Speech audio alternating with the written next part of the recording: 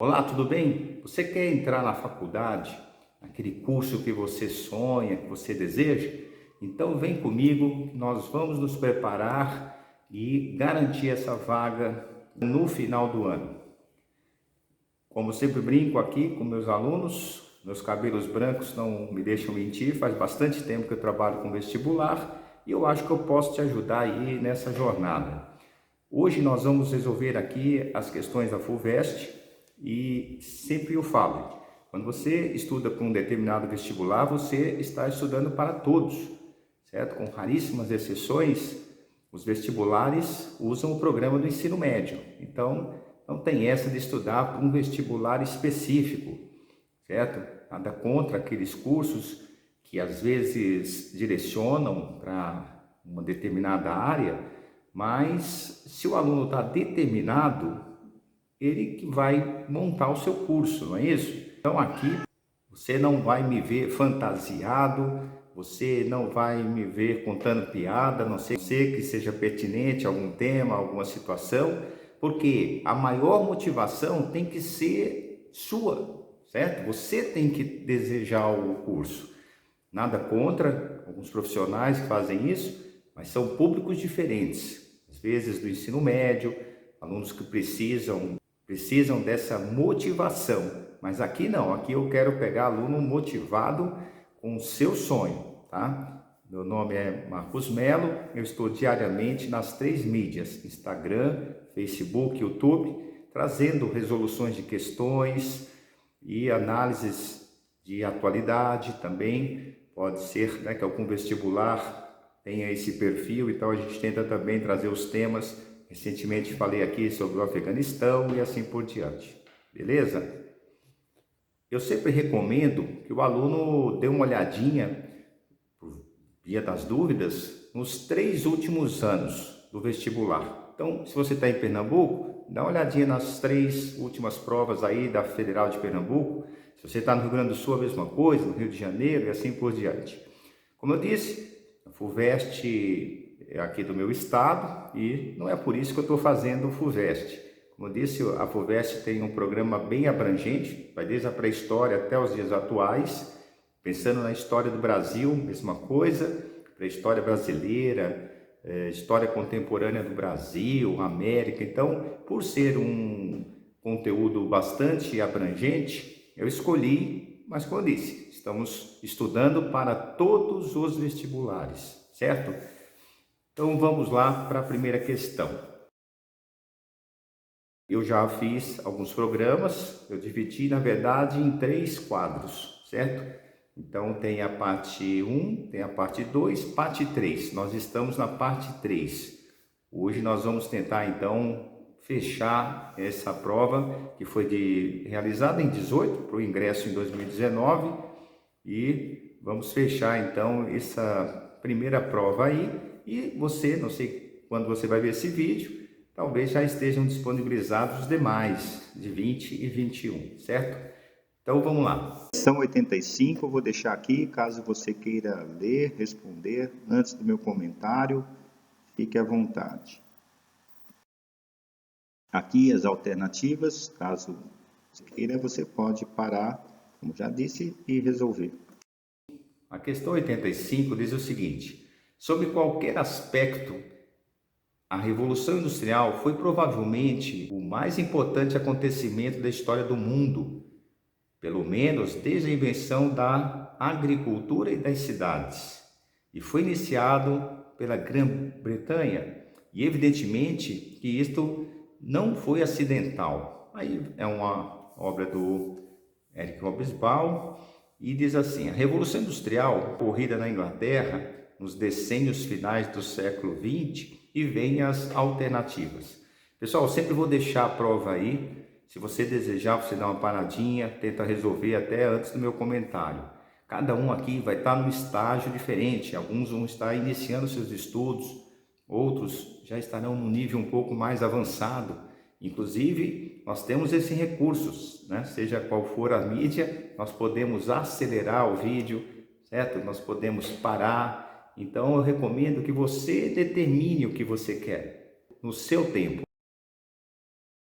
A alternativa A fala que deveu-se ao pioneirismo científico e tecnológico dos britânicos, aliado a uma grande oferta de mão de obra especializada e uma política estatal pacifista e voltada para o comércio. Pessoal, quero fazer junto com você. Eu quero dar paradas, como eu disse, para a gente raciocinar o que nós já estudamos e, se for o início, como eu disse também, certo? Colocar um tijolo por tijolo e fazer uma construção sólida do seu conhecimento em história. Então, vamos lá. Primeira coisa, pessoal, tem uma que eu queria chamar a atenção nessa alternativa. O pioneirismo científico, quer dizer, a Revolução Industrial aconteceu em função do pioneirismo científico e tecnológico. Aqui vem uma questão que sempre aparece, eu sempre chamo a atenção dos alunos. Os examinadores sempre jogam essa isca, quer dizer, primeiro vieram as invenções ou primeiro o mercado, a necessidade? Pessoal, qualquer invenção, eu posso dizer assim, da humanidade, primeiro foi a necessidade. Você conhece alguma coisa de um inventor que inventou assim, por exemplo, um determinado objeto e falou assim, olha, alguém pergunta, mas para que serve isso? Olha, não sei, mas talvez venha a servir para alguma coisa, não é? Não existe isso. Então, primeiro a necessidade, certo? Desde a escada, gente, né? Aquelas invenções mais primárias, ou seja, eu preciso alcançar alguma coisa que está no alto, eu invento a escada. Eu preciso atravessar um rio, certo? Eu invento a ponte. Então, primeiro a necessidade. Então, a invenção vai ser uma decorrência dessa necessidade e não a causa da Revolução Industrial. Mas veja, essa alternativa, continuando a leitura, está completamente errada porque fala também no aspecto da mão de obra especializada, não é o caso. A Revolução Industrial vai justamente fazer com que aquele artesão que, por exemplo, fazia um sapato inteiro, o solado, certo? O formato, dava formatação, costurava, que era o artesão que predominou durante a Idade Média, ele foi reduzido a uma única atividade. Ou, por exemplo, o salto do sapato. Então, não é uma mão de obra especializada. É uma mão de obra que qualquer um pode fazer. E, continuando, uma política estatal pacifista. Pessoal, qual país, infelizmente, né, podemos dizer assim, conseguiu uma hegemonia sem uso da força, certo? Com uma política pacifista? É muito raro na nossa história ocidental. Então, essa questão tem, na verdade, 3 erros, certo?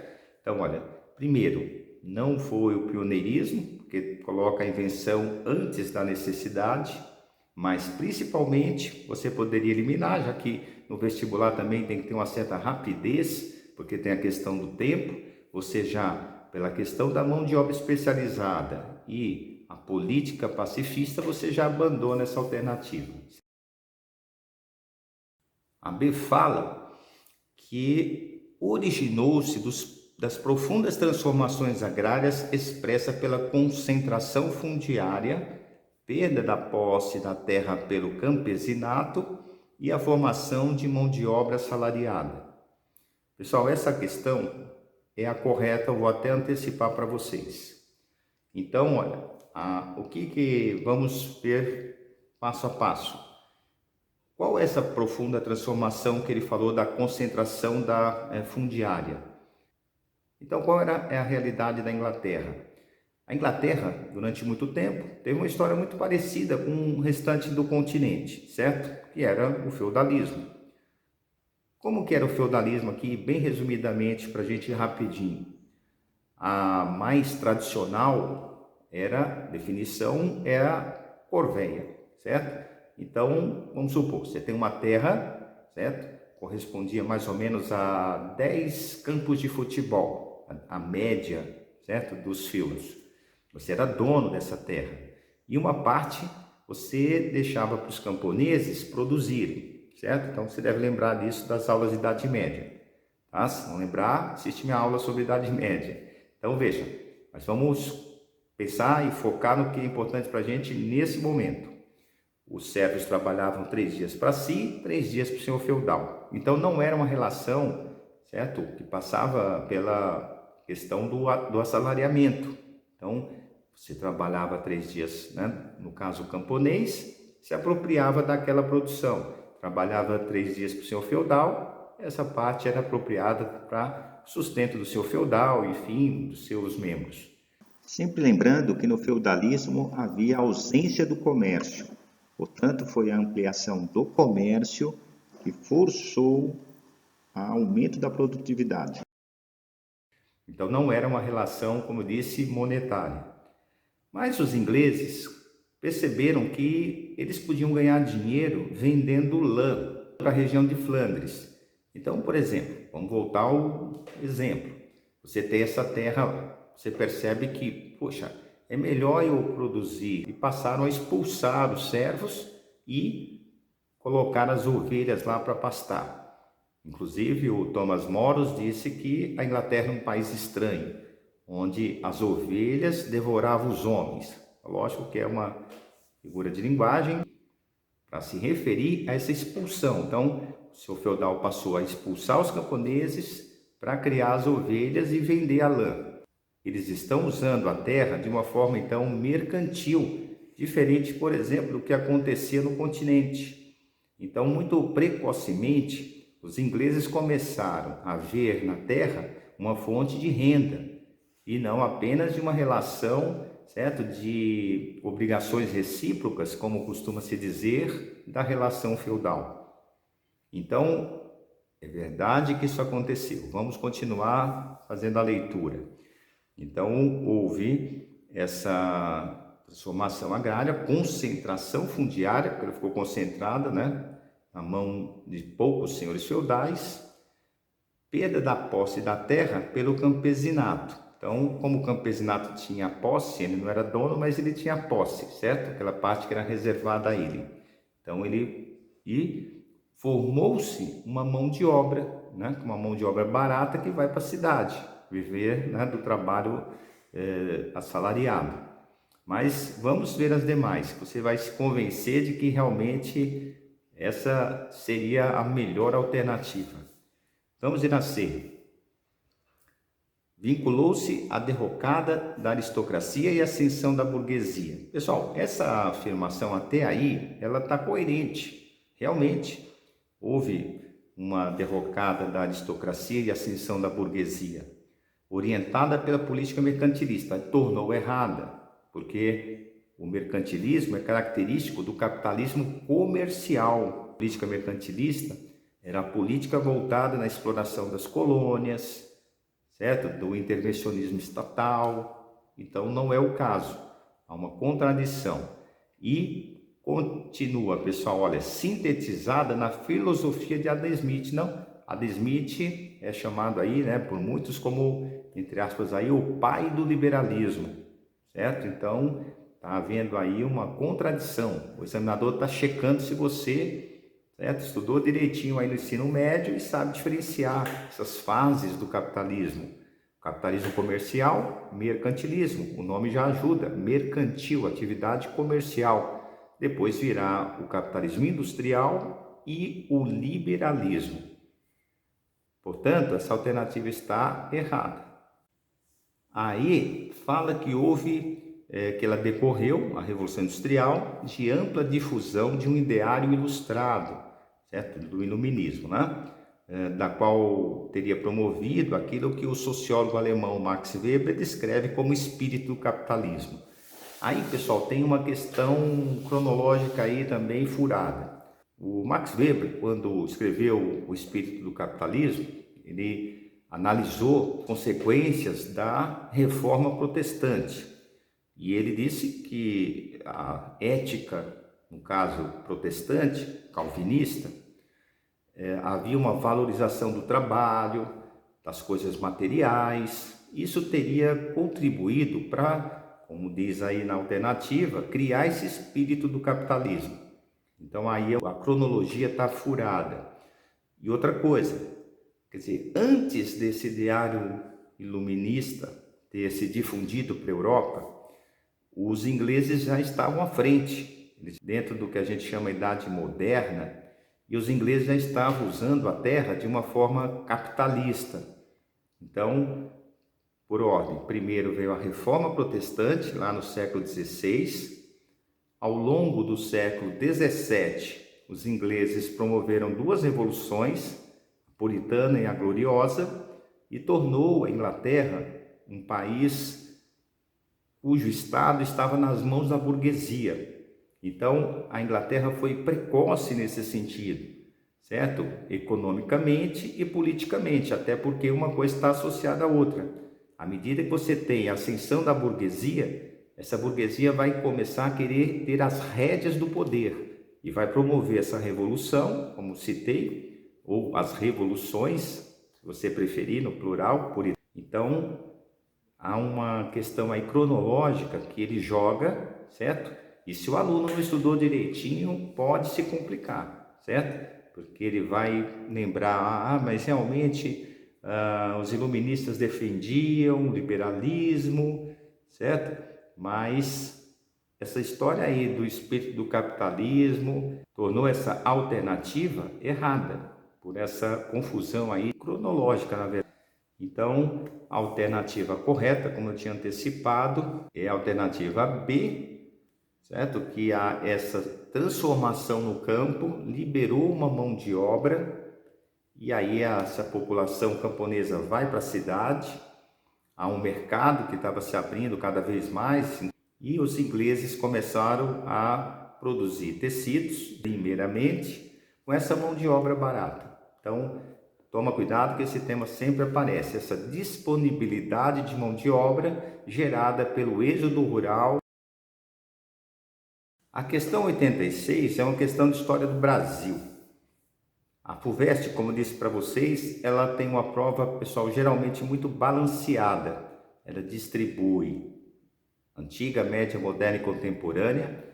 Ela distribui geral e Brasil e a América, certo? Por isso que eu falei que é uma das provas interessantes para fazer uma revisão, seja lá de qual estado for, certo?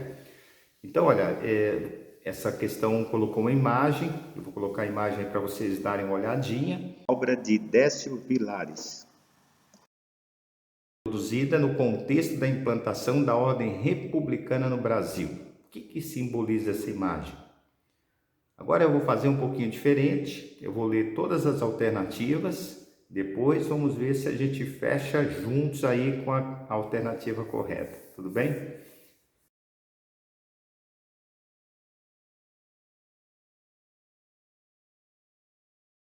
Bom, A fala que caracteriza a representação cívica inspirada na Revolução Francesa, adequada ao projeto democrático estabelecido pelo regime republicano brasileiro. A B fala que faz uso alegórico de um tema clássico para representar o repúdio à exclusão das mulheres da participação feminina nas instituições políticas do Império.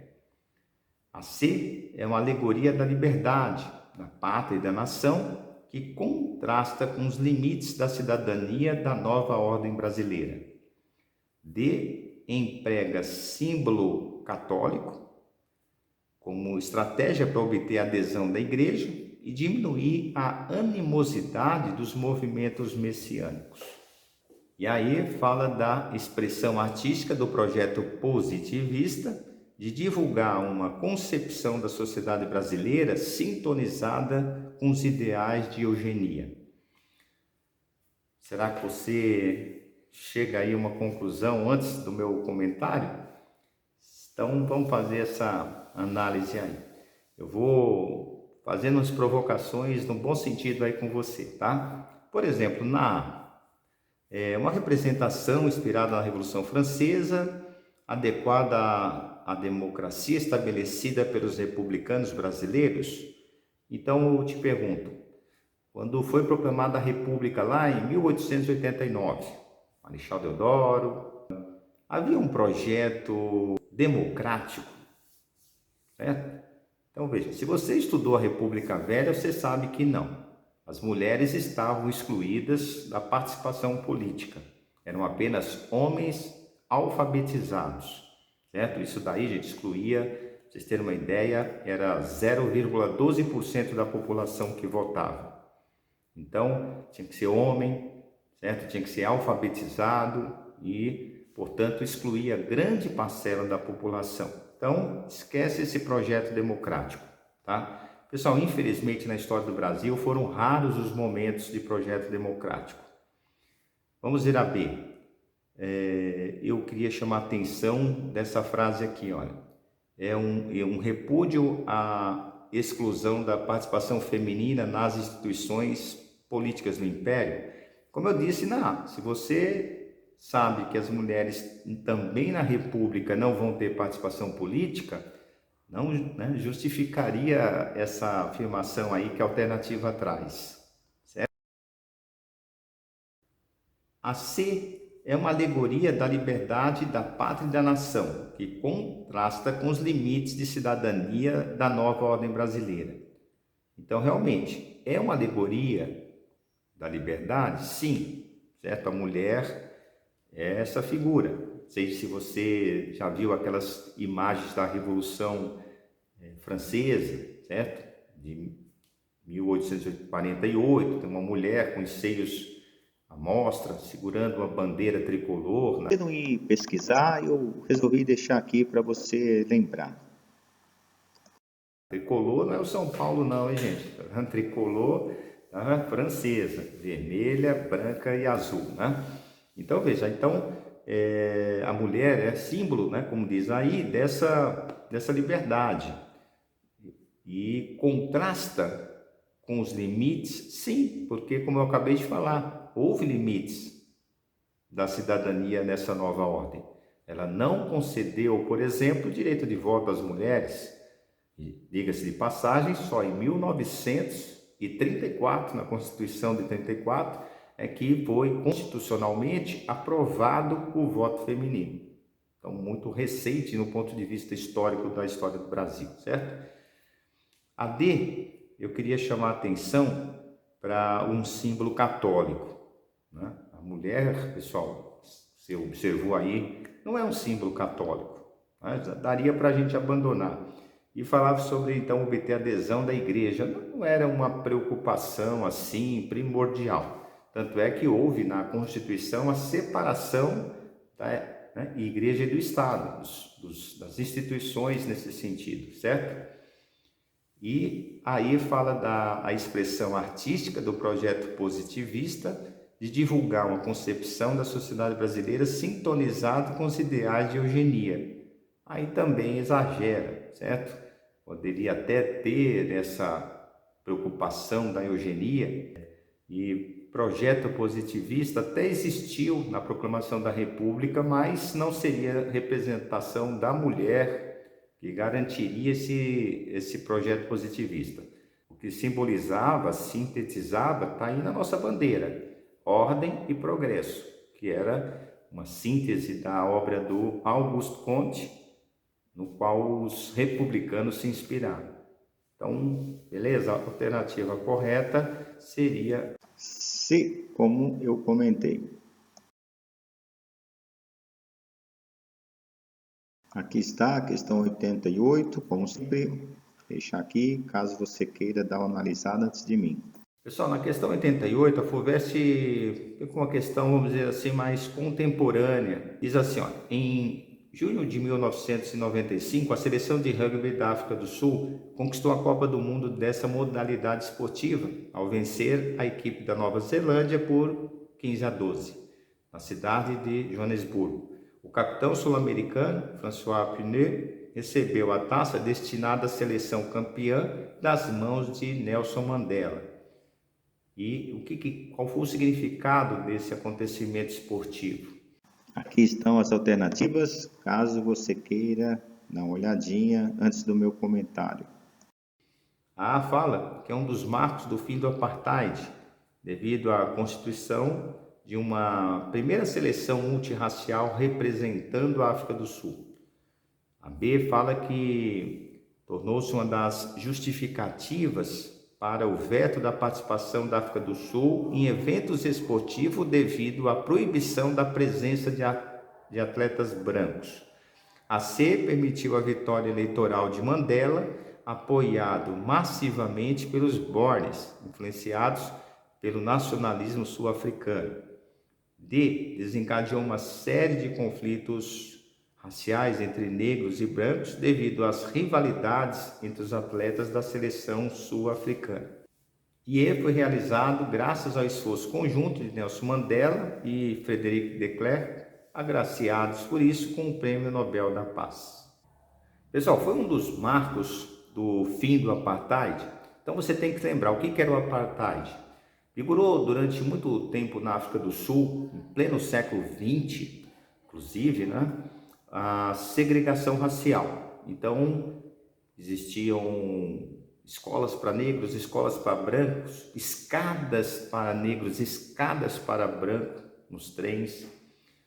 Um absurdo terrível e geraram muitos conflitos raciais na África do Sul. E Nelson Mandela foi um desses principais líderes, ficou 27 anos preso por seu ativismo lutando pela igualdade racial.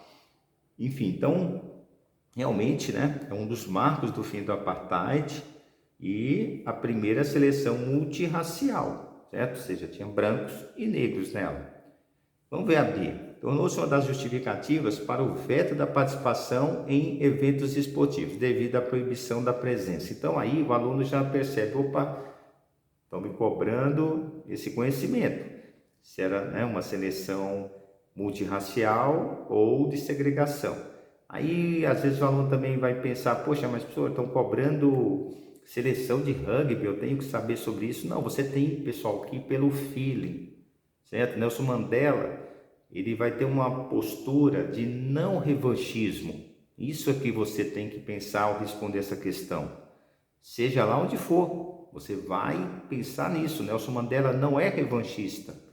Ele vai defender, certo, o fim da segregação racial e a igualdade, não a inversão da questão. Então, veja, a B está errada por isso. Estaria assinalando que ele teria supostamente aí proibido a presença de brancos. Não há revanchismo. A C fala que permitiu a vitória eleitoral. Não, ele já era o presidente. Não sei se você percebeu, no enunciado dizia que o capitão recebeu das mãos do Nelson Mandela. Pessoal, se ele não fosse ainda o presidente, ele não iria ser o responsável pela entrega da taça, Então, ele já era o presidente e aí está falando que, vou ler de novo, permitiu a vitória eleitoral dele. Então, está furada, certo? E continua, gente, terrível, porque fala que ele foi apoiado pelos Boers. Os Boers eram justamente os holandeses que tinham iniciado a colonização da África do Sul, certo?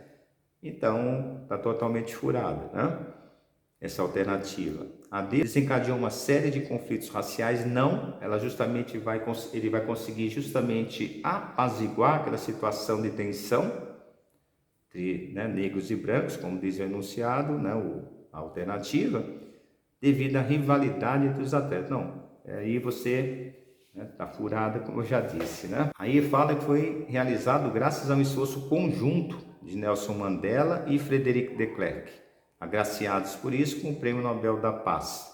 Então, foi um esforço do Nelson Mandela e não como diz aqui, deixa eu ler literalmente, um esforço conjunto, Então, é uma obra aí, como dizer, uma iniciativa do Nelson Mandela. Pessoal, essa questão também de Brasil, eles colocaram as charges, eu vou deixá-las aí para vocês darem uma olhadinha. Estão aí as charges, dê uma paradinha, observe bem tanto a figura 1 quanto a figura 2. Publicada no periódico Vida Fluminense. Ambas oferecem representações sobre a Guerra do Paraguai que causaram forte impacto na opinião pública. A imagem 2 figura um soldado brasileiro que retorna dos campos de batalha. Sobre as imagens é correto afirmar, respectivamente, atribui um caráter redentor ao chefe da tropa paraguaia, fixa o assombro do soldado brasileiro ao constatar persistência da opressão escravista, denuncia os efeitos da guerra entre a população brasileira e ilustra a manutenção da violência entre a população cativa. C. Reconhece os méritos militares do general Lopes, denota a incongruência entre o recrutamento de negros libertos e a manutenção da escravidão. D. Personifica o culpado pelo morticínio do povo paraguaio, estimula o debate sobre o fim do trabalho escravo no Brasil. E fixa atributos de barbárie ao ditador Solano Lopes e sublinha a incompatibilidade entre o exército e o exercício da cidadania. Qual das alternativas você acha mais pertinente aí? A alternativa certa é a D, não é isso?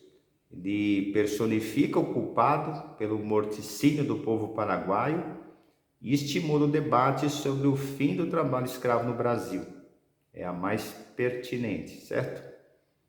Porque, veja, na A, o caráter redentor não dá para aceitar, certo? A D, os efeitos entre a população brasileira também não é o caso, né? Não é apenas a população brasileira. Reconhece méritos militares, não, ele está fazendo uma crítica, certo? E aí, fixa atributos de barbárie ao ditador e sublinha a incompatibilidade entre o exército e o exercício da cidadania. Não, é a questão racial que está colocada, não a cidadania num sentido mais amplo. Pessoal, hoje eu vou ficar por aqui. Se você estiver gostando dos vídeos, dá um like, sempre ajuda a gente manter o canal, compartilha com amigos, faça sugestões, se inscreva no canal. Todos os dias eu estou aqui, certo? Instagram, Facebook, YouTube, com comentários, resoluções. Então eu te encontro nos próximos vídeos. Eu deixei a questão 87 para responder no próximo, como você viu aí a observação. Então é isso, forte abraço para vocês, garotos e garotas que acompanham o nosso canal. Até lá, forte abraço.